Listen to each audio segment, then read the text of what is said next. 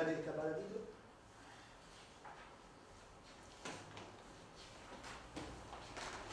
Bueno, buenos días a todas y a todos. Me quería compartir de vuelta este encuentro de los lunes.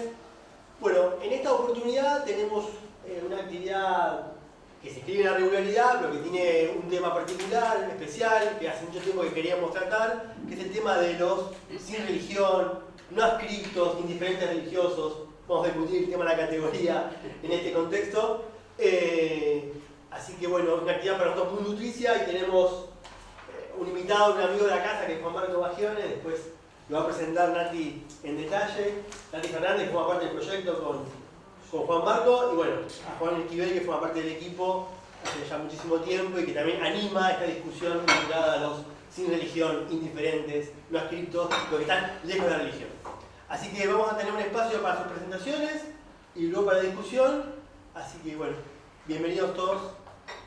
Todo suyo la palabra. Bueno, buen día a todas y todos. Empezamos entonces con este conversatorio. Lejos de la religión, creencias y actitudes de las personas sin filiación religiosa. Tenemos con nosotros a Juan Marco Bagione, él es investigador principal del CONICET, con sede en el Instituto de Estudios sobre Derecho, Justicia y Sociedad de Córdoba, es doctor en Derecho y Ciencias Sociales, doctor en Sociología, máster en Sociología, especialista en Derecho Público y Abogado. No me quiten. Es parte del proyecto Non-Religion in the Future Complex, radicado en la Universidad de Ottawa, Canadá, que también yo integro como becaria postdoctoral. Y él coordina el equipo de Argentina de ese proyecto. Y tenemos a Juan Esquivel, de nuestro programa Sociedad, Cultura y Religión, doctor en Ciencias Sociales y especialista en estos temas. Así que le damos la palabra primero a Juan. Bueno, buen día a todos y a todas. Un gusto poder reflexionar sobre estos temas que son relativamente contemporáneos, ¿no? En realidad, quisiera compartir más interrogantes que certezas sobre estos temas. Primero tiene que ver con la clasificación. Como recién dijo Marcos, no hay grandes consensos en cómo poder etiquetar o clasificar a un segmento que está en crecimiento, que en nuestra encuesta había dado el 18,9%, yo creo que ya es un dato viejo, incluso ahí ya hay relevamientos que hablan de más del 25%, que creció en el último medio siglo 1059% en Argentina, y que lo clasificamos de una forma negativa, es decir, sin filiación religiosa o sin adscripción, o bueno, si bien en inglés tienen más recursos idiomáticos, también hay una clasificación o religious nouns o unaffiliated o irreligion, es decir, todas cuestiones que hablan de la no religiosidad. Voy a pasar algunos.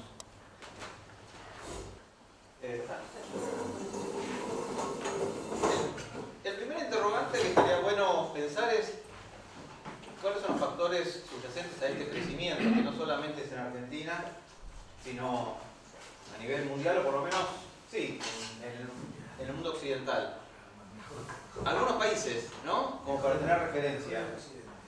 Digo, insisto, el dato argentino me parece que ya quedó viejo, pero vean ustedes cómo en Chile es el 29%, en Canadá el 36%, y así vamos subiendo hasta llegar a más del 50% en Corea del Sur, en República Checa, en España, incluso en Cataluña es del 56%. O sea, nosotros estamos clasificando por la negativa a un colectivo que ya es más del 50% en determinadas sociedades. Cuando decimos sociología de la religión, entramos por las instituciones, ¿no? Vamos a verlas a los grupos, a las comunidades, a los templos, y aquí no es esa la entrada para poder dar cuenta de este segmento. Me parece que ahí hay un punto de partida que es una ruptura metodológica.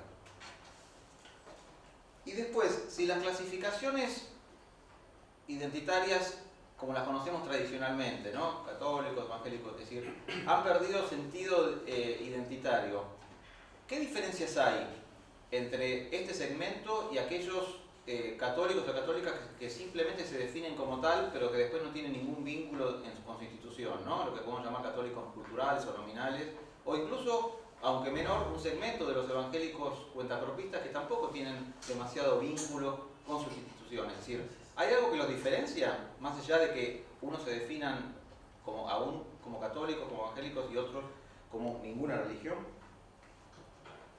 Y la otra cuestión es, ¿cuánto la sociología de la religión nos ayuda a comprender este fenómeno, ¿no? Porque lo que nosotros hacemos en algún sentido es aplicar las herramientas, es decir, en qué creen los que no creen, ¿no? Es decir, aplicamos las herramientas de la sociología de la religión para comprender un segmento que, si bien una parte de ellos tienen creencias, hay otro segmento, otra franja dentro de la sin filiación religiosa, donde la religión ha perdido o no tiene significancia en la vida cotidiana, ¿sí? Entonces, ¿cuánto de las herramientas que nosotros utilizamos de la sociología de la religión nos son útiles para comprender este segmento, o si debiéramos incursionar en algunas cuestiones que tienen que ver con la sociología de la vida cotidiana para captar qué tipo de lazos hay, qué tipo de sociabilidades se dan en esta franja?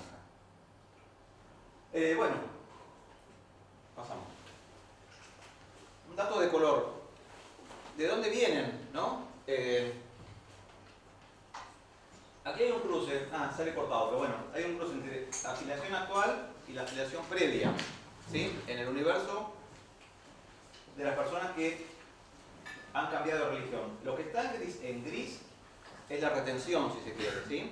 Los católicos, que eran católicos antes y se lo siguen siendo, los mismos evangélicos, los mismos agnósticos, ateos, ninguno y demás.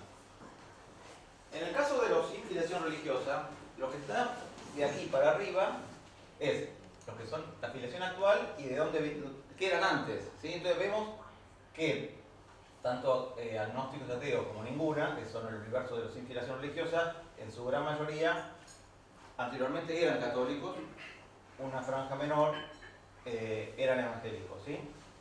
Y para los que quieran, en todo caso, después profundizar sobre esta tabla, vean que cuando decimos que el crecimiento evangélico pasó del 9 al 15%, en realidad el crecimiento es aún mayor, solo que también hubo una deserción, ¿sí? Porque vean ustedes aquí que hay un número de actuales católicos que en el pasado fueron evangélicos, ¿sí? O sea, los evangélicos le roban, llamémoslo así, a los católicos este número, pero pierden este número, ¿sí? Bien, como todo grupo que crece, se heterogeniza, ¿no? Ya los sin filiación religiosa han dejado de ser ese grupo minoritario de ateos o agnósticos, bien compactos, homogéneos, sino que en los últimos tiempos, al crecer, en términos cuantitativos, se observa una mayor heterogeneidad. Entonces, utilizando el modelo de correspondencias múltiples que nos permite armar clusters, o sea, grupos homogéneos en su interior, bueno, con Nati y con María Vargo trabajamos sobre estos 4 perfiles dentro de los sin filiación religiosa, un poco para salir también de la clasificación de ateos, agnósticos y los ninguna, ¿no? Propiamente dicho. Vean ustedes, bueno, estos son los porcentajes de los 4 grupos. Los antirreligiosos quizás son lo que el sentido común dominante nos remite, ¿no? Sobre los sin filiación. Es decir, aquellos que tienen una conducta contestataria con todo lo religioso, que tienen actitudes más laicistas, en algún sentido de la separación Iglesia-Estado, de la autonomía y la regulación de los cuerpos, y una visión, digamos, claramente refractaria a la religión. Sacando ese grupo, los demás empiezan a tener perfiles bien diferenciados. Los indiferentes tienen, si se quiere, un grado menor, es decir, tienen una tendencia parecida a los antirreligiosos, ya lo vamos a ver, pero con un nivel de confrontación mucho menor. Y después tenemos otros 2 grupos bien distintos a los 2 primeros, a los antirreligiosos y a los indiferentes. Los nihilistas son aquellos que descreen absolutamente, no solo de las instituciones religiosas, sino de todas las instituciones o cualquier referente político, social y demás, y tienen una visión, si se quiere, mucho más conservadora en lo social, en lo sexual, en lo que tiene que ver con cuestiones de la moralidad. Y los creyentes es el grupo que uno tiende a pensar que obviamente conservan un grado de vinculación con lo religioso, pero por fuera de la institución, ¿sí? Y vamos a ver que en este caso se distingue por la diferencia de género, son claramente más mujeres que varones. En general, todos los sin filiación religiosa, si uno podría nuclearlos, identificarlos, son más varones que mujeres, son más jóvenes que población adulta, están más ubicados en el área metropolitana de Buenos Aires y en la Patagonia que en el resto del país, y son un segmento educativo alto, ¿sí? como imagen inicial. Bien. Bueno, lo que les decía recién, vean, siempre los gráficos están planteados en cada uno de los 4 clústeres y después el total de los índices religiosos y el total argentina como para comparar, ¿no? Entonces, si tomamos como referencia el total de desinfiliación religiosa, vean que los antirreligiosos y los nihilistas superan a la media del grupo. De todas formas, en todos los varones son más que las mujeres, salvo los creyentes, que se invierte la tendencia, ¿sí? ¿Sí? Como veíamos, o como les decía, la población entre 18 y 29 fundamentalmente, pero también entre 30 y 44 es donde son mayoría, ¿sí? Pero en el caso de los creyentes hay una población adulta, en mayor medida que en el resto de las categorías. Bueno, lo mismo que habíamos hablado antes, por nivel educativo, vean cómo en el caso de los antirreligiosos son claramente universitarios, pero no así en el caso de los creyentes, que tienen una franja muy importante a nivel secundario, y también de los nihilistas, ¿sí? Aquí son los motivos de la no filiación religiosa. Y vean que los motivos son distintos, ¿sí? Tanto en los antirreligiosos, fundamentalmente, pero también los indiferentes y los nihilistas, la falta de sentido, ¿no? De poder pertenecer a una religión es claramente el principal factor indicado. Pero en el caso de los creyentes, la no creencia o la no creencia tiene que ver con la institución, es decir, no hay una creencia, una confianza en la institución, no en la religión en sí misma. Sí, pasamos. Uy, bueno, está en inglés. Se me chispoteó. Muchas veces se habla que son desafiliados, ¿no? Los sin filiación religiosa. Y también ahí hay que problematizar esta idea. Porque si bien hay un segmento importante, el 60% ya fueron socializados en un ambiente familiar lejano o distante a lo religioso, hay un 40% que no podemos decir que son desafiliados porque nunca estuvieron afiliados a nada. ¿Sí? Perdón, está al revés. El 40% fueron socializados en un ambiente sin ningún tipo de religiosidad, por lo menos en la afirmación.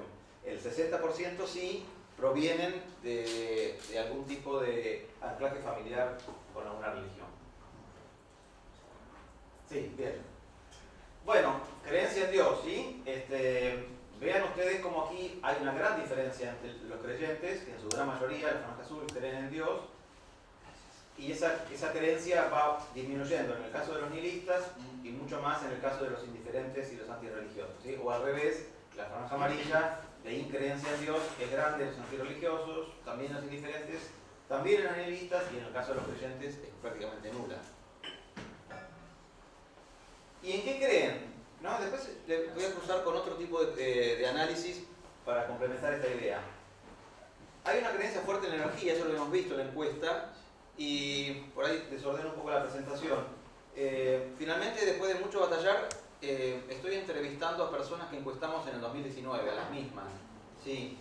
Entonces nos permite hacer una especie de secuencia, ¿no? de las personas. Y entonces la idea era profundizar en qué es la energía para ellos o qué tipo de creencias aparecen más allá de la religiosidad. Entonces ahí vemos o aparecen algún tipo de espiritualidades, tal vez de orden mundano o de orden trascendental, que después en todo caso puedo explayarme, pero la energía está asociada a cuestiones incluso de objetos, ¿sí? En el hogar a veces se otorgan a espacios del hogar como cargados de energía, ¿sí? Lugares de trabajo dentro del hogar se le carga energía. La suerte aparece también, bueno, ahí hay también diferencias obviamente entre los distintos clústeres, ¿no? Los creyentes son los que más creen, salvo en la suerte, en el resto de los componentes, en la vida después de la muerte, en la astrología, y vean cómo cuando nos acercamos a los íconos, si se quiere, más de las religiones institucionalizadas, los creyentes mantienen un grado de creencia importante y disminuyen mucho entre los nihilistas, los indiferentes y los antirreligiosos. Bueno, las opiniones sobre el aborto, también aquí hay bastante diferencia y aquí empezamos a notar contrastes. Por un lado los antirreligiosos y los indiferentes, y los nihilistas y los creyentes por otro lado. Por eso hablo de la heterogeneidad de este segmento. Claramente en el caso de los antirreligiosos y también en buena medida por los indiferentes, hay una disposición a que la mujer tenga derecho al aborto cuando lo desee, si hay una regulación de la autonomía individual de las mujeres en este terreno, y vean cómo cae estrepitosamente en el caso de los nihilistas y mucho más en los creyentes, ¿sí? Donde sigue siendo predominante la opinión de que el aborto debe estar prometido en algunas situaciones. La decisión frente al final de la vida, también aquí hay bastantes contrastes. Los antirreligiosos y los indiferentes tienen una postura predominantemente eutanásica en algún sentido, ¿sí? Porque pedirían a los médicos que termine mi vida. Y cambia en el caso de los creyentes, donde dejaría que se haga la voluntad de Dios, es del 63%. Y en el caso de los nihilistas es una postura como intermedia en este plano, ¿no? Donde no es tan alto el porcentaje de la posición eutanásica, pero es mucho más considerable que en el caso de los creyentes.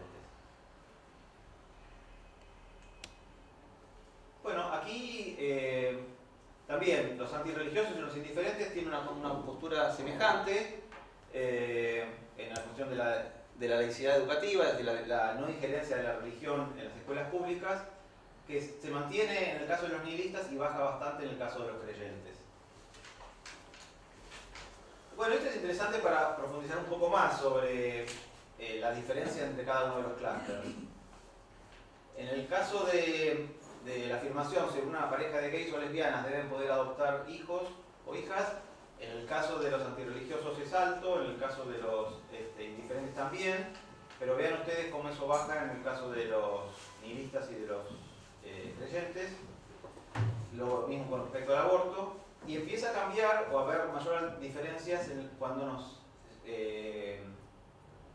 corremos a los temas más sociales, ¿sí? El Estado debe proporcionar ingreso a las personas desocupadas. Ahí todavía los antirreligiosos son mayoritarios, pero ya los indiferentes se diferencian. Y en el caso del control de los inmigrantes, los creyentes no tienen una postura lo hemos visto eso también, ¿no? Es decir, cierto conservadurismo sexual no necesariamente se traduce en un tema social, ¿sí? Y aquí los nihilistas, tanto en la pena de muerte como en el control a los inmigrantes, son quienes más posturas favorables al control y a la pena de muerte tienen. Bueno, a esto quería ir.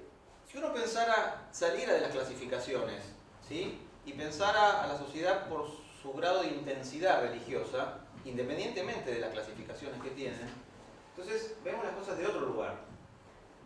Bueno, esto es, si se quiere, un poco tautológico, ¿sí? Sí.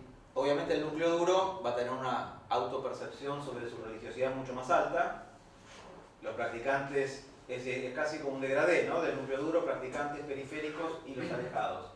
Pero lo puse esto porque ahora vamos a ver la intensidad espiritual autopercibida, donde hay un contraste con este cuadro. Veamos el siguiente. Vean ustedes que tanto los periféricos como los alejados, si bien en menor medida, experimentan un grado de espiritualidad que no es insignificante, ¿sí? Como era la religiosidad autopercibida. Entonces vemos aquí que la ausencia de religiosidad no significa también ausencia de espiritualidad. Y lo podemos apreciar aún más en la siguiente, que es interesante. Cuando uno analiza un ratio de creencias, donde conjuga todas, aquellas que son propiamente del cinturón dentro de la religiosidad y aquellas que son, si quiere, más periféricas, como podemos haber puesto en el cuestionario sobre curanderos, mismo la suerte, los ovnis y demás, vean ustedes que los periféricos aparecen como los más creyentes en el ratio de creencias, ¿sí? Lo que pasa es que, claro, al no tener una regulación institucional mucho más marcada, hay una mayor autonomía o mayor disposición a creer sin esa regulación institucional, ¿sí? Entonces aparecen como... Entonces, a partir de estos datos cuanti, como les decía, avancé en un estudio más cualitativo sobre las personas que hemos encuestado en el 2019. Y aparecen cuestiones sobre espiritualidad que son importantes marcar. Por un lado, dos tipos de espiritualidad. Si bien hay unas búsquedas que en algún momento también han transcurrido por grupos budistas, ¿sí? Hay temporarias, algunos caminos, algunos itinerarios en ese sentido. Hoy por hoy, fuera de lo religioso, hay algunas búsquedas espirituales ligadas a cuestiones mundanas, que es la relación con la naturaleza, con el bienestar, con la armonía con el entorno, y por eso la señalación de íconos en el hogar relacionados con energías, y alguna espiritualidad, si se quiere, más trascendental, con lo trascendente, con los milagros, con fuerzas sobrenaturales. Entonces se da esa doble condición, por lo cual, si uno piensa en general, ¿cómo vamos con los tiempos? ¿Bien? Vamos bien. Vamos bien, vamos. Tal vez sea una pregunta un poco disruptiva, ¿no? Pero cuando uno pregunta, es decir, ¿qué queda cuando se va la religión? Es cierto que la religión no se va del todo y no se va de todos, pero la idea es explorar, bueno, si la religión ha dejado de dar un sentido identitario a estas personas y las búsquedas pasan por otro lado, bueno, ¿qué son esas búsquedas? Y qué de la idiosincrasia de una religión presente culturalmente está también permeando esas búsquedas.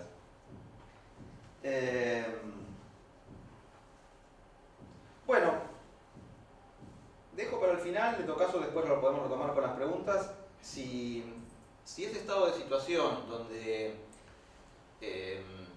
el vínculo con lo religioso no es la principal forma de definirse en cuanto a la espiritualidad y las búsquedas con lo trascendente o con la búsqueda de sentido, ¿no? En la cotidianeidad, ¿qué herramientas podemos utilizar para poder dar cuenta de este fenómeno? ¿Cuánto nos sirve para comprender procesos más profundos, ¿sí? de desapego con otros sentidos identitarios, políticos, sindicales? ¿Cuánto de todo este proceso nos explica la coyuntura política actual? ¿Sí? ¿En qué medida es una entrada privilegiada para comprender de nuevo los lazos sociales, cómo se construyen y cómo se vinculan las personas con sus referentes y con las instituciones? ¿Sí? Pero bueno, en todo caso, después lo podemos retomar. Gracias, Juan.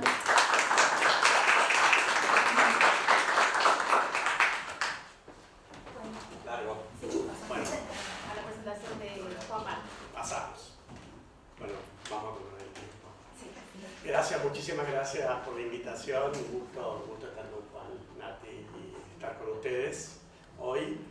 Primero una aclaración, o sea, yo comencé a participar en este proyecto hace 2 o 3 años, un proyecto internacional que dirige Laurie Beeman desde Ottawa, Canadá. Y cuando me invitaron, era la primera vez que escuchaba no religioso, o sea, que dije, ¿proyectos sobre qué? O sea, que mi tránsito sobre la complejización, mi tránsito personal sobre la complejización de la temática es súper reciente, y acá conocí los trabajos de Juan, la conocí a Nati, a Maru, a varios de ustedes que vienen trabajando de lo sin religión. Y el desafío me pareció súper interesante por cosas que ya Juan incluso empezó a desarrollar, que tiene que ver con un cambio muy fuerte que se da en las formas de identificación y desidentificación de las creencias. Entonces, esta primera aclaración para decir que me siento un poco inimputable hablando como experto delante de los expertos, pero la inimputabilidad es maravillosa también, o sea, allá voy, digamos, con algunas, lo que pensaba en compartir con ustedes es algunas de las dimensiones de este proyecto internacional que recién está recabando datos en alguna de las áreas. Son 5 o 6 subproyectos dentro del gran proyecto. Entonces, cuando venía caminando pensé, es como si invitara a alguien a cenar y en realidad me va a ver en la cocina cortando los ingredientes, porque lo único que les voy a contar es lo que estamos haciendo en alguno de los ejes.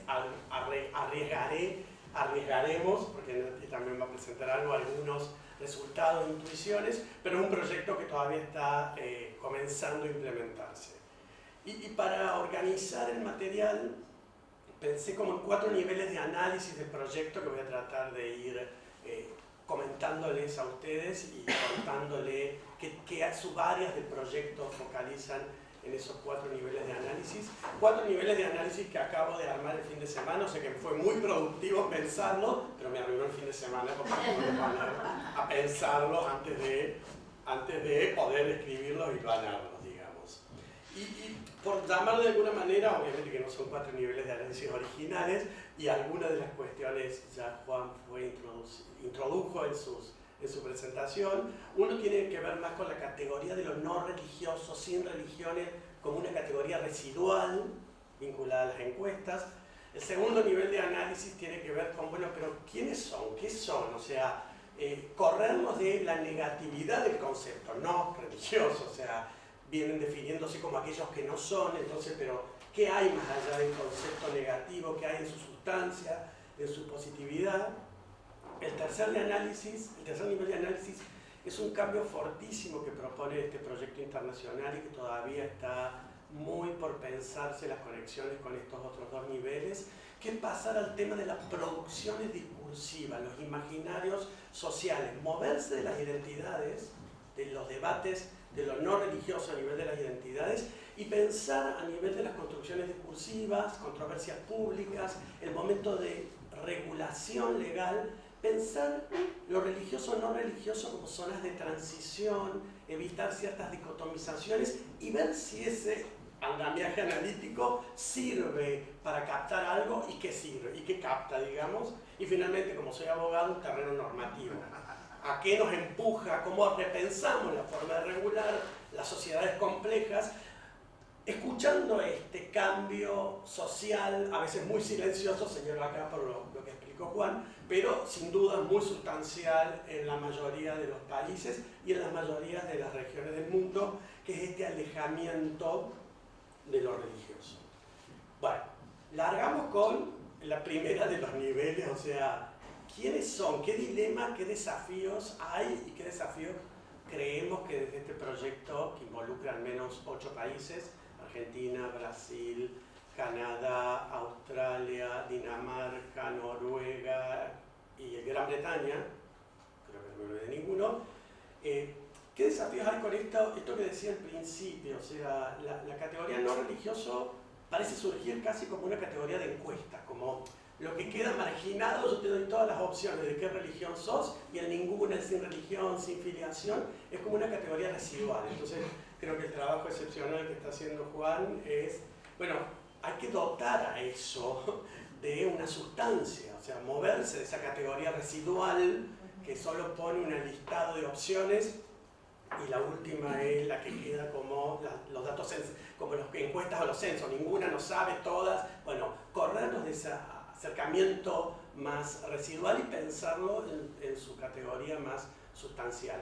Y ahí, bueno, ya Juan, por ejemplo, propuso esta idea de una tipología para pensar en esos no, en esos sin religión, en esos no religiosos, en esos desafiliados y muchos otros términos más que atraviesan las lecturas teóricas, pensar qué heterogeneidad existe en ese campo que tiende a congregarse como solo un tema, como una cierta homogeneidad, digamos.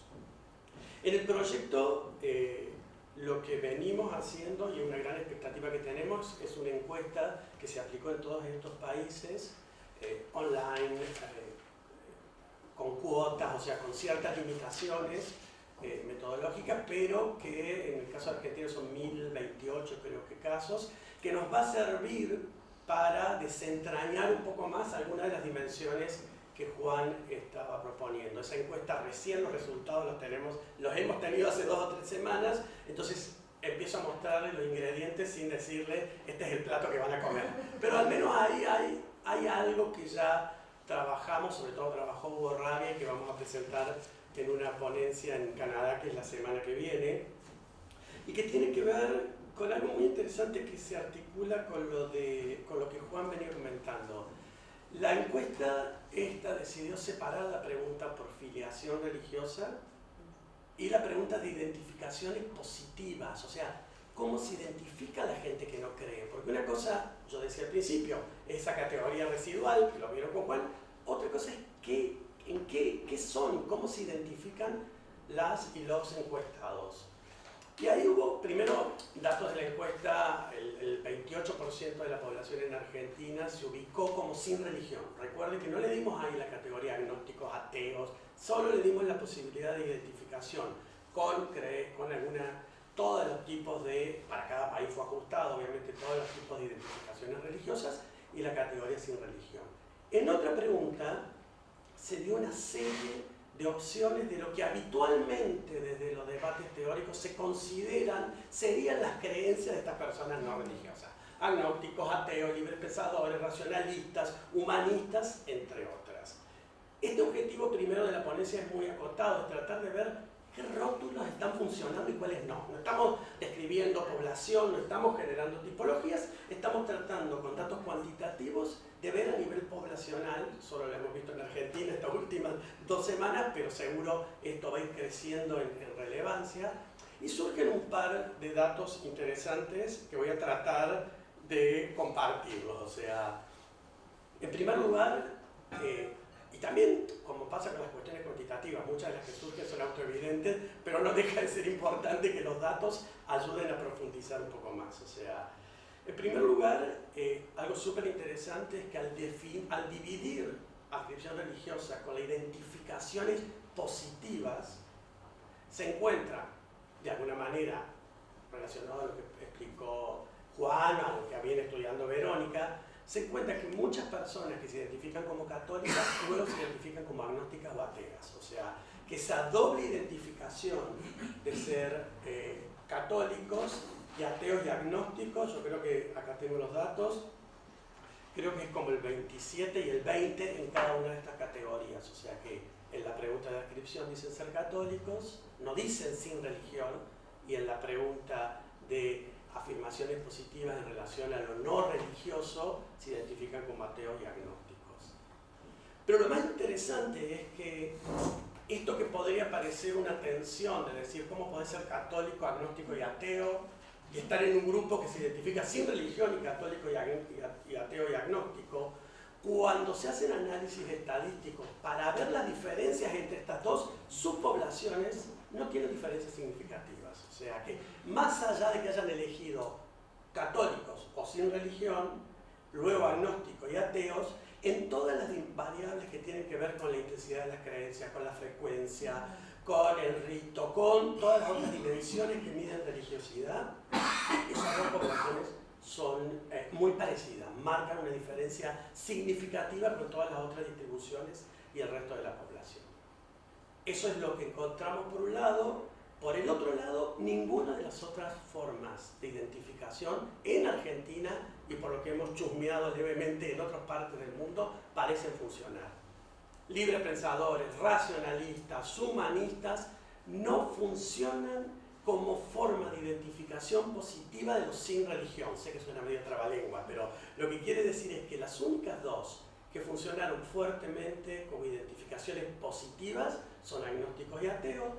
El considerarse no religioso funcionó no tan bien como estas dos, y todas las otras opciones no funcionaron. No funcionaron significa que no importa si soy con o sin religión o a qué religión pertenezco, puedo elegir perfectamente humanista. Claro, tiene lógica, en nuestro contexto tiene lógica porque el humanismo no es una dimensión de lo secular, pero en otro contexto que se usa mucho la idea de ser humanista o racionalista o libre pensador como una identificación positiva de lo no religioso, tampoco funcionó como una medición de este querer moverse a características positivas a nivel de encuestas. Lo dejo ahí para no ir tan tarde con el tiempo. El otro nivel de análisis que les comentaba y que Juan ya estuvo compartiendo datos que van en esa dirección es, bueno, está bien, hagamos de cuenta que hay una categoría que se llama no religiones, sin religión, alejados, deconversos, desafiliados, y esto juego con la cantidad de rótulos para mostrar la dispersión de debates que existe alrededor de este fenómeno. ¿Qué tienen? ¿Para qué nos sirve sociológicamente? ¿Qué tiene? ¿Qué nos explica? ¿Qué nos ayuda a entender? ¿Qué hay de parecido en estas categorías que como investigadores vamos agrupando? Es una dimensión que las personas utilizan, que es uno de los grandes problemas de este tipo de categorías, o es algo que los y las investigadores estamos poniendo como categoría para agrupar y que en sí misma no tienen tanto de elementos compartidos como para pensar, comillas, en una categoría social. Ahí el trabajo de Juan también me parece que inscribe en proponer algunas cuestiones en este sentido. Y acá nosotros, bueno, obviamente la encuesta que todavía no hemos podido analizar en esta parte, tenemos muchas expectativas que va a funcionar. El proyecto en Argentina y en los otros países está haciendo una serie de entrevistas en relación a ciertas cuestiones al respecto. Solo voy a presentar una que le tengo mucha expectativa, además de la encuesta, que puede surgir algo, veremos, y después Nati al final va a presentar algo que ella viene trabajando sobre los cafés de la muerte, porque nos interesa pensar, bueno, frente a cuestiones como la vida, la sexualidad, frente a cuestiones como el amor, la trascendencia, la naturaleza, ¿hay algo que el rótulo de los sin religiosos está poniendo en circulación de forma distinta? ¿Hay algo en la forma de tramitar la muerte? ¿Hay algo en pensar la muerte propia, la muerte ajena, en donde esta dimensión del cambio nos permite o nos empuja a pensar otras hipótesis, otras alternativas? Y uno de los objetivos del proyecto, para mí al principio era como descabellado, ahora estoy fascinado, es mirar obituarios a lo largo de 120 años. O sea, mirar de qué manera en los distintos países se va construyendo ese relato sobre la muerte que se vuelve público en los diarios. Insisto, acá sí le estoy invitando a la cocina, porque recién este es un estudio comparativo solo entre Argentina y Canadá, pero me parece que busca captar algo, más allá de lo que surja o no surja. ¿Qué formas han cambiado en la manera de despedida pública, en este caso obviamente a través de medios de tres son los diarios en Argentina, han cambiado a lo largo de los años? ¿De qué manera la religión se visualiza o no se visualiza en esas formas de cambiar? ¿Y qué tipo de despedida existe a nivel de lo religioso, de lo espiritual, en estos contextos? Dejo el café de la muerte para que después lo presente Nati, y solo voy a hacer una digresión de algo que no es del proyecto, pero que me parece súper interesante, que trabajamos con Juan y con Lila en un artículo, que fue una encuesta representativa de 6 países, también online, de la región de América Latina. Esto es distinto. No, es telefónica. ¿Online que yo? Sí. Ah, telefónica, perdón. La otra también es telefónica, se me confunde la virtualidad. En 6 países una encuesta telefónica, que también digo, esto puede parecer obviedades, pero son interesantes cuando los datos cuantitativos ayudan. O sea, a nivel de análisis de regresión, cuando comparábamos personas sin religión, personas con religión, y estábamos tratando de identificar qué influye más en las actitudes hacia el aborto, hacia la educación sexual, hacia el matrimonio para parejas del mismo sexo, y sin duda y de manera significativa, las personas sin filiación religiosa tienden a apoyar más todo este tipo de derechos sexuales y reproductivos. Pero incluso no es una dimensión proporcional de porcentajes, controlada por todas las otras variables: edad, género, país y sobre todo educación, que suele ser la variable que más impacta a nivel de las opiniones frente a ciertas temáticas. El no tener filiación religiosa sigue sosteniéndose como la variable más significativa. ¿Por qué enfatizo esto? Porque la pregunta de este segundo nivel de análisis es tratar de identificar si estas categorías nos sirven para algo, y después obviamente desentrañar cualitativamente de qué manera van sirviendo. El tercer nivel, y voy rápido, que es el que a mí más me interesa, tiene que ver con, como les decía al principio, salirse de lo no religioso a nivel de las identidades y correr este andamial analítico a nivel de la producción de sentidos. ¿De qué manera pensar las zonas de transición entre lo religioso y no lo religioso nos ayudan a comprender mucho más acabadamente y menos dicotómicamente que debates alrededor del secularismo, lo secular y lo religioso? Y este es todo un desafío conceptual que todavía estamos atravesando, donde hemos elegido algunas controversias públicas, las mismas para todos los países, y empezamos con el matrimonio para parejas del mismo sexo, y estamos ahora viendo el tema del aborto. O sea, en los debates legales sobre las maneras de regular, ¿qué imaginarios sobre lo religioso sería la pregunta tradicional, se ponen en juego? Lo que queremos corrernos es qué imaginarios, qué narrativas sobre las fronteras y los cambios en esa dicotomía religioso-no religioso que la pensamos como zonas de transición se pueden observar en las formas públicas de participación, en algunos casos de legisladores, en otros casos de jueces. Cada país eligió su propio momento de observación.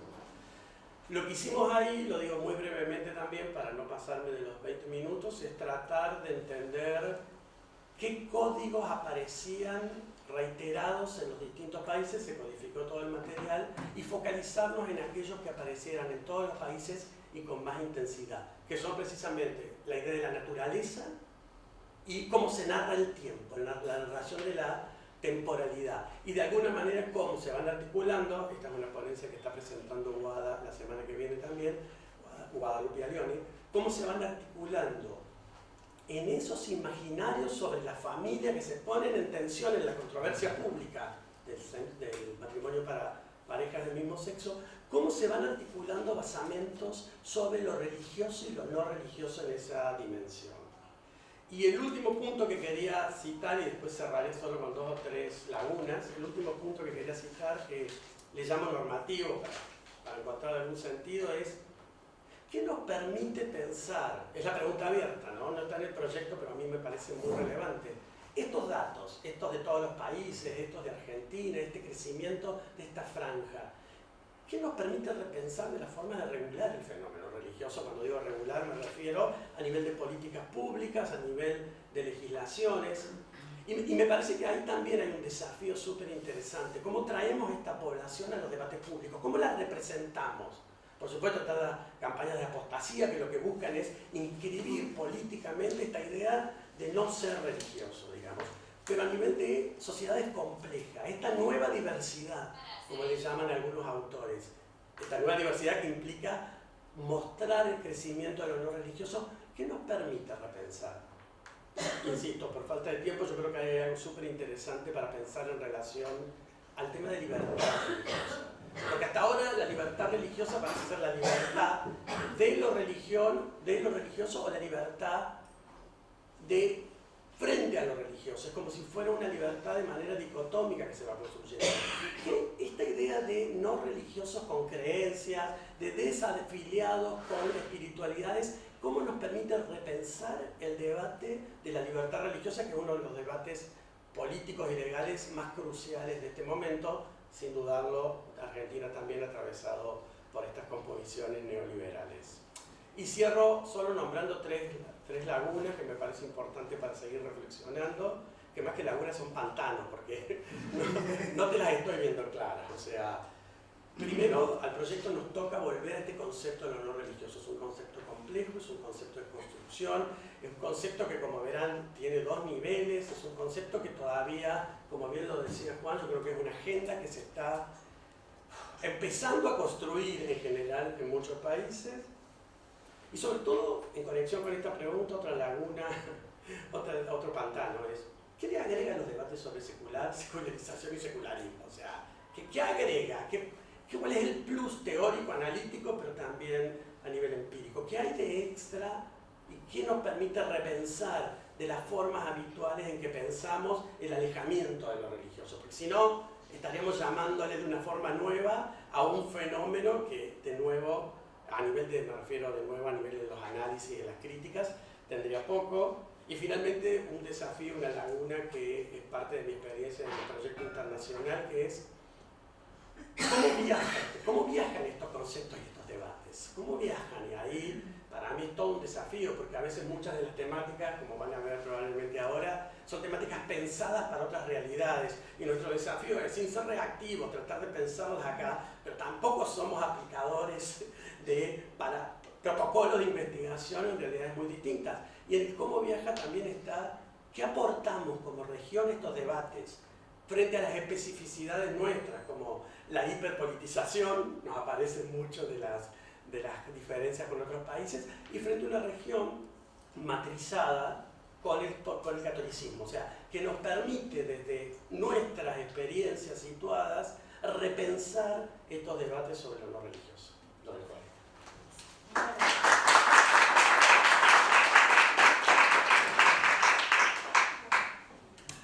Bueno, yo voy a presentar, en realidad yo llego a los sin filiación religiosa. Primero yo estudié católicos en mi tesis doctoral, y de ahí me fui acercando a la sin filiación religiosa en mi beca postdoctoral del CONICET para estudiar activismos socioambientales juveniles. Y en este proyecto en particular empecé a trabajar con los Dead Café en Argentina, y lo que voy a comentarles ahora son algunas concepciones sobre vida, muerte y espiritualidad. Primero, bueno, comentarles qué es un Dead Café para quienes no saben, sobre todo ahora les cuento bien de qué se trata. Son los encuentros donde personas desconocidas se reúnen a hablar sobre la muerte, o sea, personas que están interesadas en ese tema o que atraviesan procesos de muerte, o sea, el duelo de familiares queridos, ¿no? De seres queridos. Bueno, los Dead Café se inician a fines de los años 80, de la mano de un sociólogo suizo que crea los cafés Mortel. Luego en 2011 se retoma esta idea y se realizan Dead Café en Londres, y a partir de ahí se configura una franquicia social de los Dead Café en Reino Unido, Estados Unidos, y se globaliza por todo el mundo mediante las redes sociales. Que sea una franquicia social quiere decir que tiene una estructura en particular, o sea, los encuentros tienen una cantidad de tiempo específico, son coordinados por una facilitadora que, digamos que su intervención no es bastante pasiva, sino que lo que se busca es que quienes participen de los Dead Café puedan hablar libremente sobre lo que quieran, y a partir de ahí se empieza a generar ida y vuelta en esos encuentros. Y en Argentina, el Faro, que está en Buenos Aires, fue la organización pionera en realizar un Dead Café en América Latina. Bueno, esto ya un poco se los comenté. Algo que me parecía interesante destacar de estos encuentros es que también se habilita la participación a partir de la escucha y del silencio. O sea, no necesariamente las personas tienen que hablar sobre la muerte, sobre esos procesos de duelo, sino que también pueden participar conociendo, escuchando sobre ese tema. Hay una de las organizaciones en donde empezamos a hacer trabajo de campo, donde se dan, aparte de estos encuentros de Dead Café, otros tipos de formaciones, por ejemplo, el acompañamiento en fin de vida, una diplomatura en tanatología, un curso de dula de la muerte o acompañamiento, digamos, ante situaciones de muerte, acompañamiento a personas con demencia y formación también en cuidados paliativos.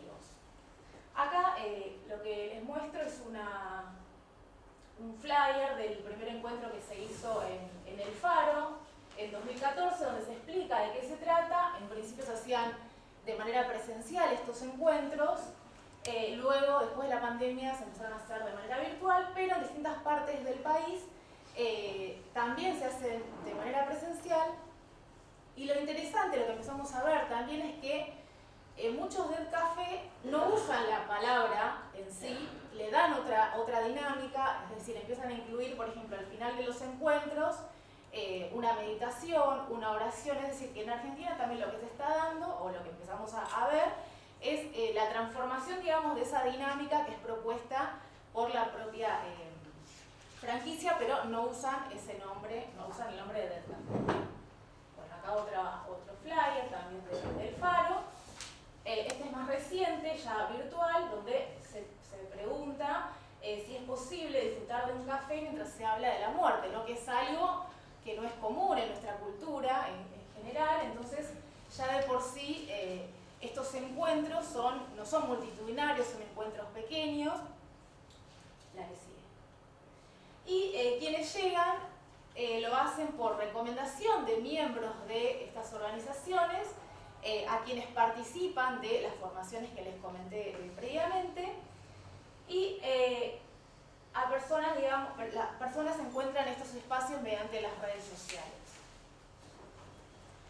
Entonces, los primeros hallazgos que les quería compartir son, en primer lugar, los perfiles de los participantes de los Dead Café. Mayoritariamente son mujeres, profesionales de los ámbitos de la salud y educación, no se identifican con las instituciones religiosas, y la espiritualidad se destaca en todos los casos. Incluso relacionándolo a la presentación de Juan, podríamos decir que están dentro del grupo de los creyentes de los sin filiación religiosa por todas las características que presentan. ¿Cómo aparece la religión y la no religión en los relatos? Bueno, como les decía, hay posiciones críticas a las instituciones religiosas en general, pero en especial a la Iglesia Católica. De hecho, hay trayectorias, o sea, los participantes tienen trayectorias en el catolicismo que luego son repensadas, o sea, más bien ciertas concepciones y dogmas de la Iglesia Católica son repensadas, cuestionadas, a partir de esta participación que tienen en los Dead Café. Entonces, ¿por qué cuestionan a las instituciones religiosas? Por tratarse de estructuras de poder y dominación, por manipular a las personas con cosmovisiones ante la muerte, como el castigo, la idea de purgatorio, de infierno, de cielo, de la idea de bien y mal, y porque no encuentran lo que necesitan o porque no encuentran sentido en esas instituciones religiosas. Después también lo que empezamos a ver son creencias en entidades relacionadas a la Iglesia Católica y por fuera de ella, por ejemplo, la Virgen María, Jesucristo y San Francisco de Asís, que Jesucristo y San Francisco aparecen mencionados en relación a una idea, una valoración de lo que es vivir desprovisto de bienes materiales, digamos, ¿no? Entonces se destacan estas dos figuras en relación a eso y al tipo de vida que llevaban adelante.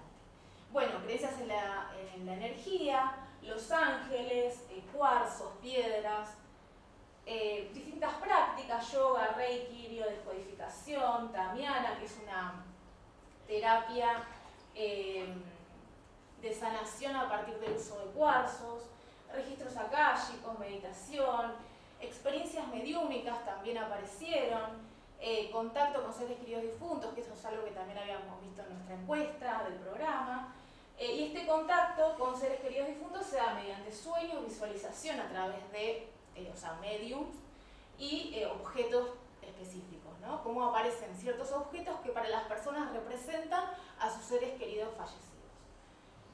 Luego aparece la psicología transpersonal para atravesar procesos de duelo. Esto es un tipo de psicología junguiana que incorpora la espiritualidad en digamos, la terapia, ¿no?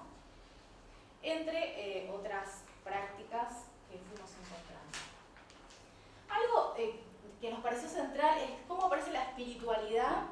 Aparecen los relatos de manera naturalizada, o sea, dando por hecho cuál es su sentido. Entonces lo que hicimos fue repreguntar qué es esa espiritualidad y acá sistematizamos algunas cuestiones generales que fuimos encontrando. La espiritualidad se considera como una dimensión que desde estos Dead Café se considera que es necesario tener en cuenta al momento de enfrentarse a la muerte, que está relacionada obviamente con las creencias, las cosmovisiones sobre la vida y la muerte, y sobre la idea de que hay un más allá o no, ¿no? Esa posibilidad de que sea eso posible o no.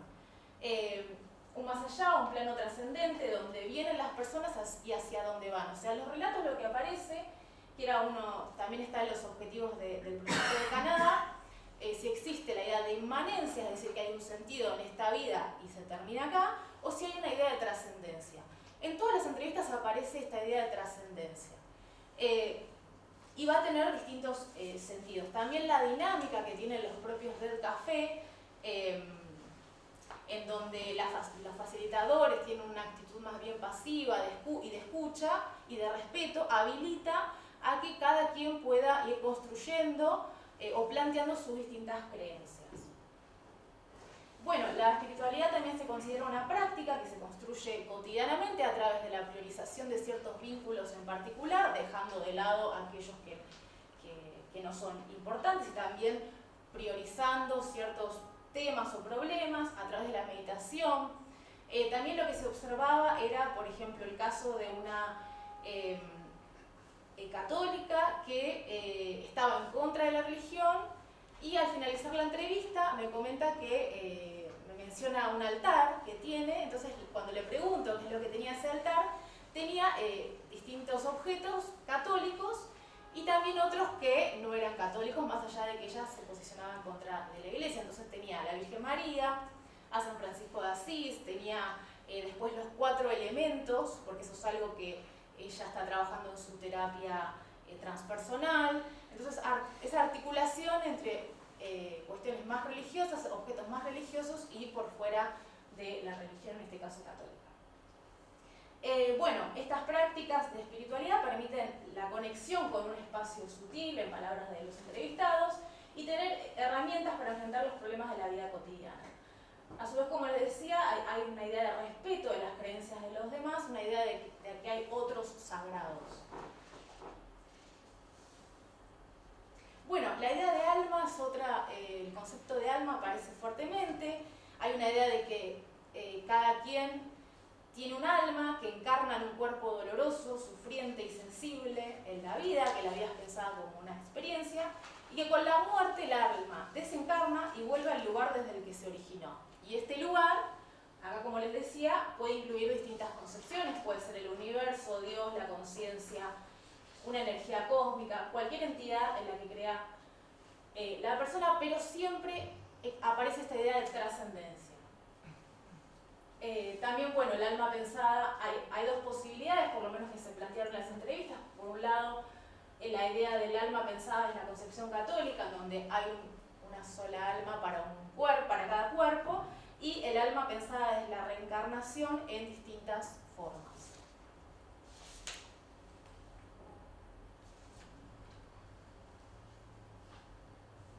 Bueno, después, quienes participaron más activamente del catolicismo encuentran una transformación en relación a los sentidos que tenían previo a participar de los Death Café en relación a la muerte. Lo que se observa más fuertemente es la pérdida del miedo a la muerte, relacionadas al infierno, a ideas de infierno, purgatorio, bien mal, a partir de una mirada que integra a la muerte como parte de la vida. O sea, los Death Café no es que, si bien pueden participar personas que están atravesando un momento de duelo y pueden llorar y sentirse mal y ese tipo de cosas, también hay profesionales que trabajan acompañando a personas ante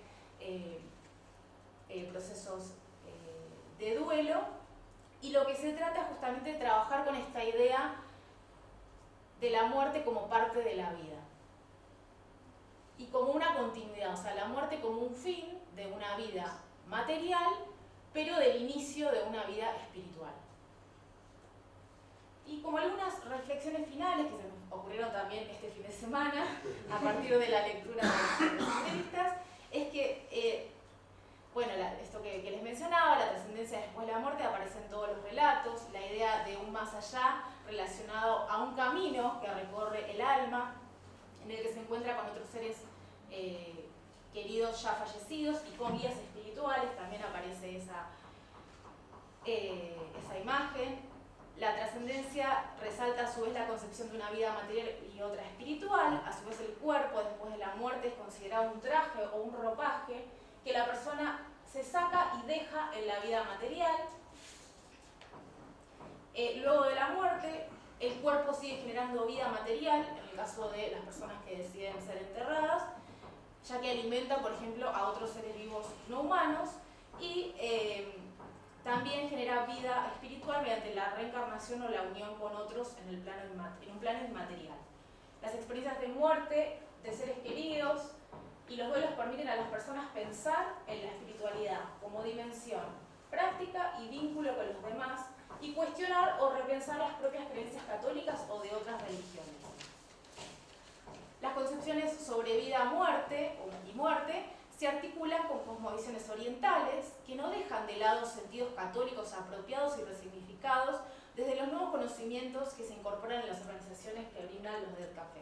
Asimismo, la propia dinámica de los Death Café desarrolla una actitud respetuosa sobre las creencias de sus participantes. Se podría afirmar que los Death Café parten de una definición de salud integral que incluye al bienestar espiritual. Por eso, ante la muerte, la dimensión espiritual cobra vital sentido para las personas que están cercanas a ella y para sus familiares y seres queridos que las acompañan.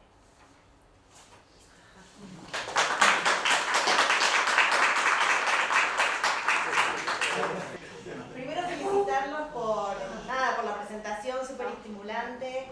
La verdad que nos quedamos pensando mucho. A mí me dio para pensar muchas cosas, iba anotando y y estas cuestiones. Muy interesante el proyecto comparado, me parece que ir hacia eso, el tipo de proyectos donde uno puede comparar, y desde América Latina, me parece que es una temática que se está, digamos, en el norte global, está generando mucho interés, y me parece que desde América Latina, esto que vos planteabas, Juan, de qué podemos decir, ¿no? y qué categorías podemos aportar y cómo podemos estimular ese debate, me parece un lugar interesante, ¿no? Bueno, a ver, en todas las presentaciones yo veía como algo que se iba repitiendo, que es la cuestión de clase, ¿no? Por lo menos esto es un fenómeno que pareciera estabilizarse mayoritariamente en sectores ilustrados, en principio, ¿no? Esto me hacía acordar mucho a las investigaciones de Biotti y de María Eugenia Funes, ¿no? Cuando planteaban cómo estas formas de espiritualidad que marcaban como nuevos estilos de vida servían justamente para construir un cuerpo de clase, una nueva subjetividad, una nueva forma de identificación desde la clase, ¿no? También por circular en ámbitos universitarios y académicos, hay como mucha espiritualidad en las personas cuando uno empieza a conversar en confianza, pero hay como una cierta negación o un rechazo a las formas clásicas de transitar esas espiritualidades. Entonces, mi pregunta es, ¿esto no será un fenómeno de clase, digo, donde hay nuevas formas de construcción de la autoridad, nuevas formas de construcción de comunidad y nuevas formas de autenticidad de estas búsquedas, ¿no? de lo religioso?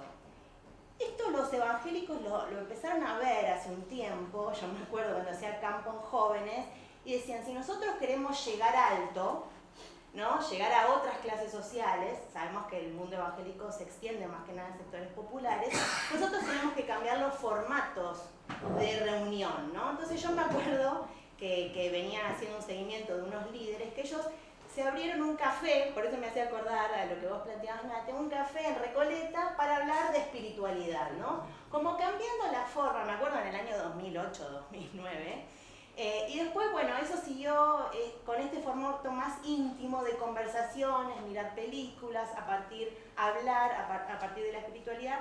Entonces, mi pregunta es, haciendo toda esta reflexión, es, en los evangélicos que ustedes están observando, o si se encuentran en estas encuestas con personas evangélicas, digo, quizás puede ser la puerta de entrada de estos procesos de desafiliación evangélicos.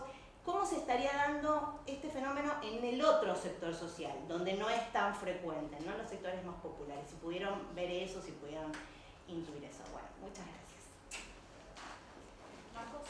Bueno, tengo una pregunta para Juan y otra para Juan Marco. Agradecerle a los tres las presentaciones, que fueron muy estimulantes. Para Juan,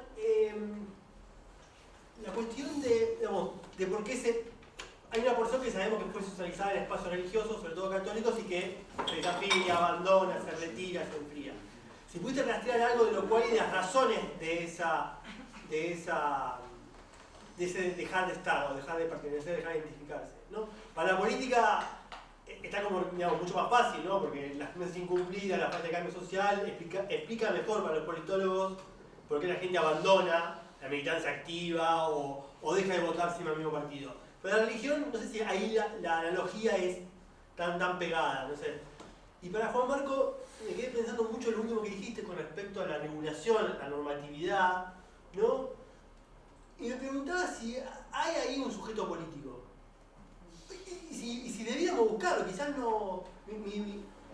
capaz que ni siquiera... O sea, puede ser que por la negativa, una vez más, tampoco allí haya un sujeto, ¿no? Eso, pensaba eso. La politicidad de ese segmento. Gracias. La compañera de acá adelante quería hacer un comentario. Ay, no sé, ahora me da miedo. Dijiste que ibas a ser disruptiva. No, lo digo, me animo, soy valiente. No, quería compartir algo que me pasó el 10 de julio exactamente. Y ayer estuve escribiendo una serie de haikus sobre eso, por eso lo tengo muy presente, porque estuve repasando los apuntes. Una charla que dio un fray franciscano, argentino, que es sociólogo también, se llama Ariel Fernando Amato, que durante la pandemia, creo que fue justo antes o justo después, fue a Italia y se quedó en el templo conventual de Asís del año 1390. Y bueno, recordemos que San Francisco de Asís es 1200, ¿no? Siglo XIII. Nos dio una charla magnífica y trajo las reliquias, que era un pedacito de su eso dicen, yo calculo que es cierto, el hábito que tenía puesto San Francisco de Asís cuando recibió los estigmas en el Monte Alberda. San Francisco subió 5 veces al monte y la quinta vez recibió los estigmas que, bueno, causalmente eran 5. Entonces, bueno, nos habló de los 3 movimientos, ¿no? El primer movimiento de la ascensión, la subida, lo que se llama en la espiritualidad franciscana, la subida al monte. Y el primer, me lo anoté acá para no hacerme lío. El primer movimiento es centrar qué hago, qué hice, qué no hice. Y en especial para las personas que ya están, bueno, como yo, a los 60, 61 años, no ya enfrentando la vejez. Pero en cualquier momento... No, lo digo bien, la vejez joven. Cambiar de... La vejez joven, la sabiduría, dicen. Bueno, pero bueno, en cualquier momento de la vida, pero en especial. ¿Por qué? Por el tercer movimiento, van a ver por qué. Bueno, en el segundo movimiento es, bueno, el primero es centrar, el segundo es concentrar, donde uno llega a como definir qué es lo genuino de uno, ¿no? ¿Qué queda? Que soy lo que realmente soy, no lo que esperaban los demás, no lo que espera la sociedad, etcétera, etcétera. Y finalmente el tercer movimiento es descentrar. Y acá San Francisco dice, hermana muerte, ven cuando quieras. Como que se desapega y cuando baja del monte escribe, si mal no recuerdo, la alabanza a Dios, o no recuerdo ahora bien cómo era el nombre del texto, pero bueno. Y esto fue después de toda una crisis que hubo dentro de la orden, donde a él lo terminan echando, digamos, y bueno, y él se deprime, en un momento hasta piensa en el suicidio, y dice que la piedra no lo soltaba, ¿no? Y bueno, y se desapega, y entonces, porque dice que, bueno, que Dios, Jesús se le aparece, bueno, lo siento, ¿no? Etcétera. ¿De quién es la obra? ¿Tuya o mía? Y él le dice, es tuya. Y se desapega. Y por eso la obra, dicen los franciscanos, creció y creció y creció, ¿no? Porque él se desapegó y dejó, de alguna forma, que la obra siguiera estando en manos de Dios, ¿no? Bueno, para concluir. Pero lo traje a colación especialmente por el tema de la muerte.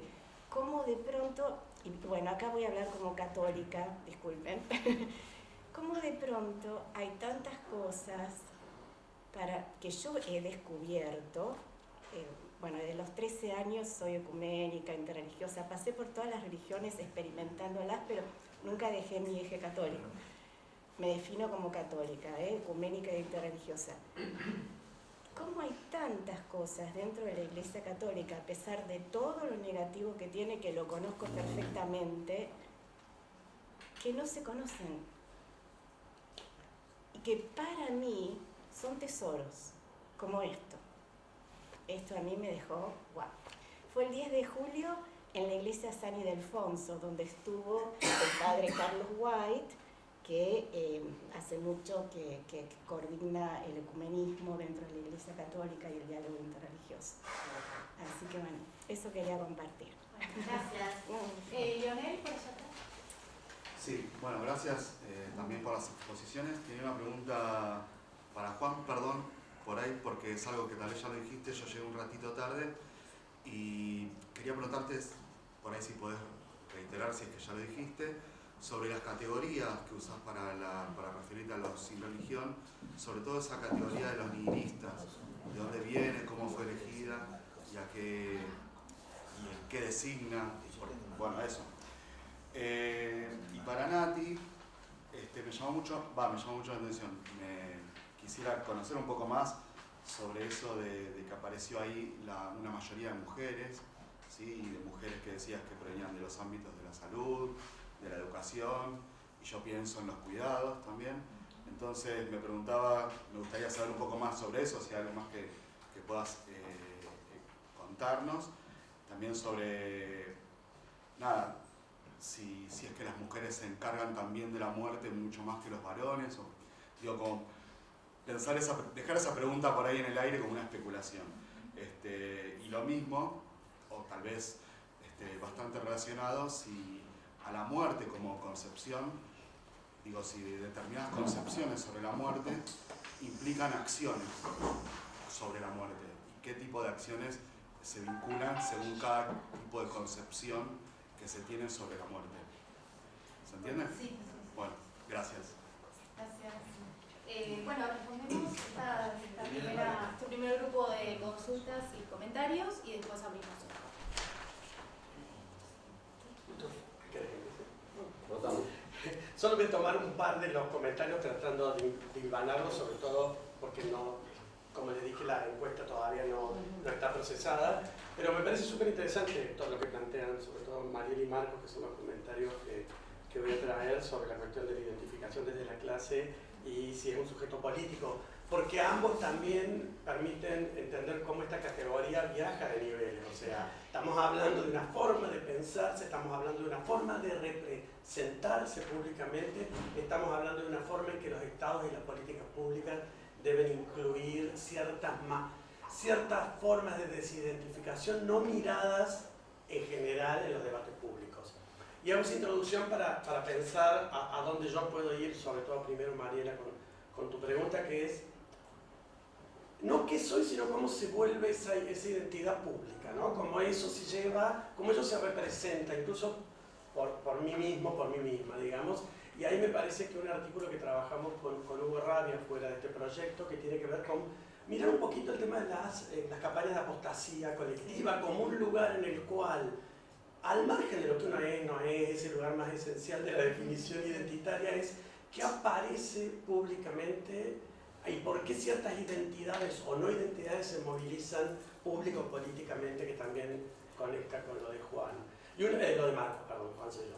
Y una de las cosas más interesantes que a mí, por lo menos me fue interesante, es mirar las formas en que las campañas de apostasía pública, campañas de apostasía, son impulsadas y redefinidas cuando los feminismos impactan sobre el debate de la identidad pública de lo no religioso. Entonces, ahí me parece que podemos discutir si el feminismo es un movimiento clasista o no, pero es impresionante, en este artículo tratamos de verlo, cómo esta campaña tiene dos momentos en la historia de Argentina muy fuertes, que son el matrimonio igualitario y sobre todo el aborto. O sea, son los momentos en que el no ser católico, digamos, el mostrarse como fuera y desde el campo de lo que uno podría decir no religioso, se vuelve una identidad pública movilizada, pero a la vez, y esta era la propuesta del artículo, también se redefine qué significa no ser religioso o sin religión, porque se corren por cuestiones estratégicas de lugares mucho más antirreligiosos,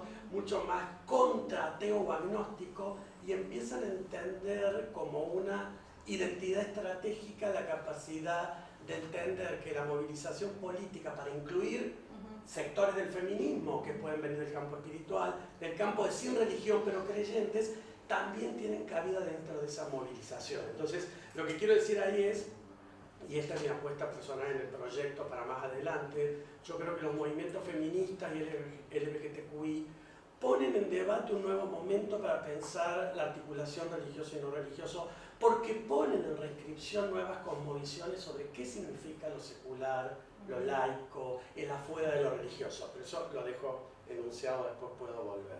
Y con respecto a la pregunta, bueno, ya lo del café lo contestarás vos, pero a mí me parece fascinante porque ya Habermas nos dijo de los cafés como lugares públicos y públicos subalternos.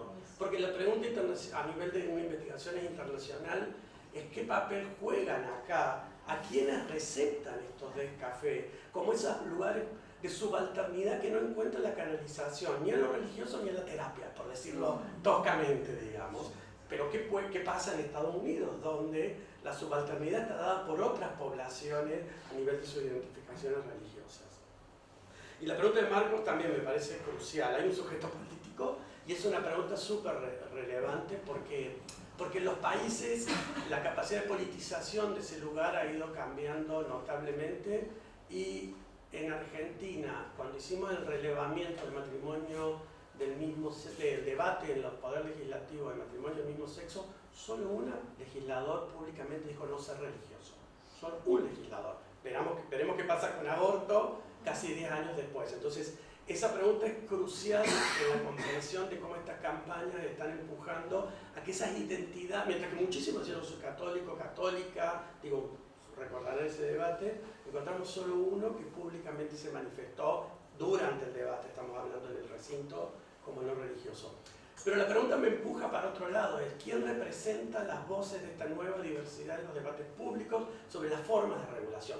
Al margen de la capacidad de constituirse como sujetos y sujetas políticos, y ahí sí me parece que hay una necesidad, y esto es un nivel normativo, me pongo como el abogado, sí hay una necesidad que estas voces no representadas, porque el tema no es no solo que sean menos o más sujetos políticos, sino que las formas en que en general libertad religiosa se debate, estoy hablando incluso a nivel de las asambleas internacionales de OEA o ONU, es a través de sus representantes, su representación denominacional. Entonces la pregunta es, si esta nueva diversidad es parte del pluralismo o es solo una diversidad, si constituimos esta nueva diversidad como un eje del pluralismo para entender las formas de creencias e increencias como parte de un mismo sustrato, el debate normativo sigue abierto para entender que definiciones más democráticas y más profundas del pluralismo requeriría también traer en la diversidad religiosa, incluso aunque suene paradójico, lo que se denomina como no religioso.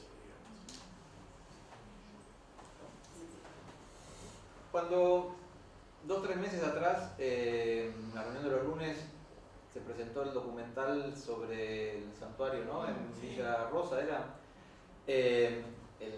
La persona que hizo la presentación hablaba de la intensidad de la religión y la dinámica de lo religioso. Me parece importante traerlo para no fascinarnos con un objeto, ¿no? Y relativizarlo también, es decir, cuando uno va al campo encuentra lo que quiere ir a buscar, ¿no? Si va a buscar religiosidad lo encuentra, si va a buscar no religiosidad también lo encuentra.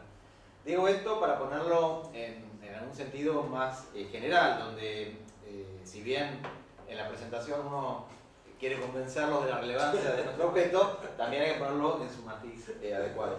De todas formas, yendo a la pregunta de Mariela, yo creo que cuando estamos en niveles porcentuales de esta magnitud, obviamente, aunque pueda tener mayor relevancia en una franja social, yo creo que atraviesa, es transversal a la sociedad este fenómeno, ¿no? Que insisto, puede tener, lo que sí puede tener distintas configuraciones, es decir, se materializa, se corporiza, asume fisonomías distintas de acuerdo a los recursos simbólicos materiales de cada franja social, eso sí, pero entiendo que es un fenómeno que es transversal.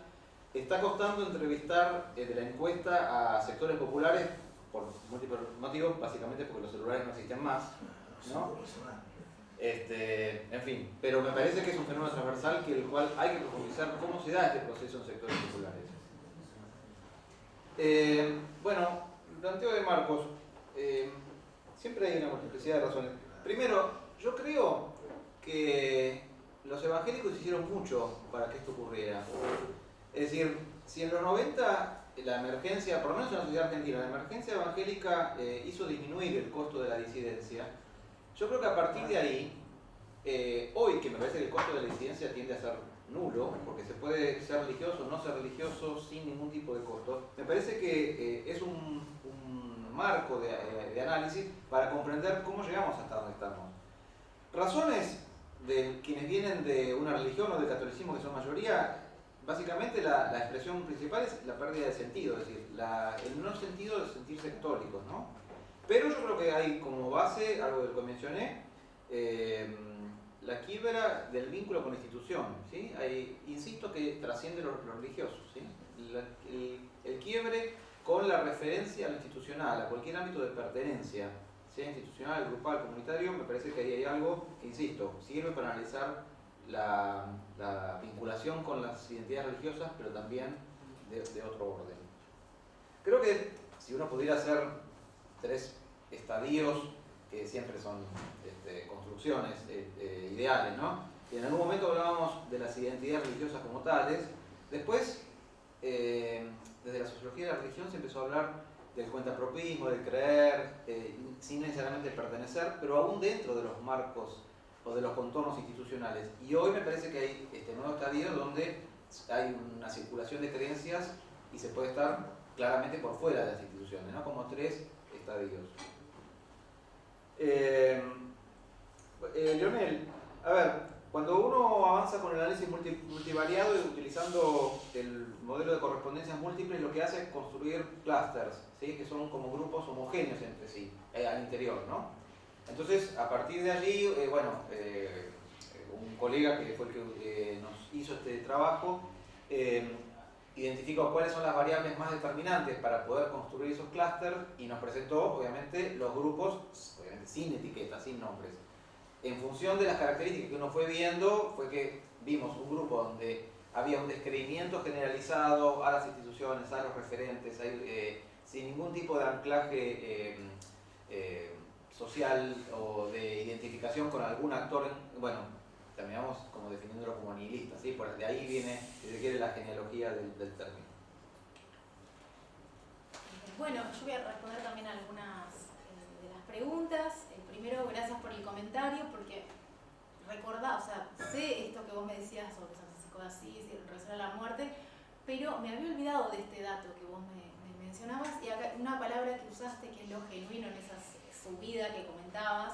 Lo genuino con lo que se encuentra una persona es algo que también aparece un montón en las entrevistas, así que voy a estar más atenta con todo lo que tiene que ver con San Francisco, esta idea de la hermana muerte, que tenés razón, gracias.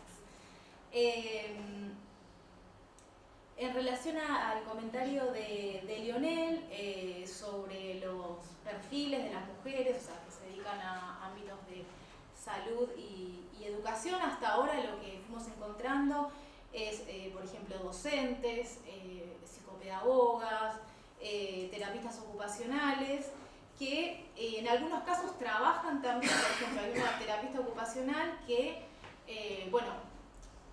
algunas personas también están jubiladas, entonces cuando trabajaban en ámbitos de salud, implementaban lo que ellos denominan terapias complementarias para después poder hacer su trabajo más bien desde la medicina occidental, ¿no? Entonces implementaban Reiki en algunos casos, o neurociencias también, bueno, eso por otro lado, terapia canábica, o sea, hay como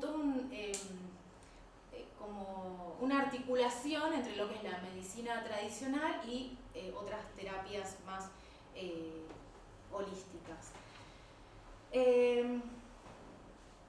Las mujeres se encargan más de la muerte que los varones, no lo sé, pero en muchos de los datos que estuvimos analizando también con Vero y otras compañeras, lo que veíamos es que siempre las mujeres hacen un montón de cosas, así que puede ser que también se encarguen de la muerte y de los cuidados y demás. Y en relación a las concepciones, cada concepción de muerte incluye también una acción en particular. Digamos, lo que te podría decir es que en primera instancia ya esa concepción de la muerte católica, que se piensa también en relación a un cielo o un infierno, un purgatorio, ya eso mismo, digamos, genera como actitud o práctica, digamos, primero el temor a eso, la imposibilidad de hablar sobre esos temas, y a partir de las nuevas concepciones lo que se habilita justamente la palabra y la consideración de la muerte incluso en el cotidiano. Hay unos encuentros que se hacen en las organizaciones que brindan Dead Café, en donde se les propone a las personas pensar qué pasaría si en el día de hoy uno se muriera. Entonces, a partir de ahí, las personas empiezan a pensar en ciertas prioridades, en cuanto, como dije hace un rato, en cuanto a sus vínculos, en cuanto a qué cosas darle importancia, mayor o menor importancia, y otro tipo de cuestiones, así que sí, digamos, hay distintas prácticas según esas concepciones en